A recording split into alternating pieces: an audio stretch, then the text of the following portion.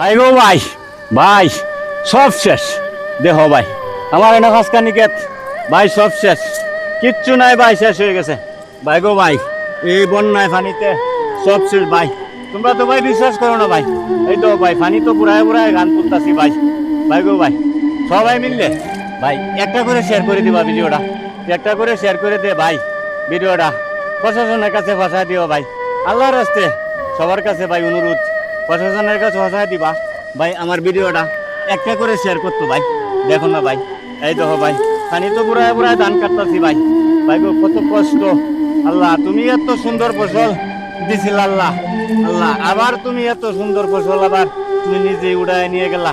আল্লাহ কতটুক ধৈর্য ধরার কাছে মালিক, তোমার কাছে প্রার্থনা।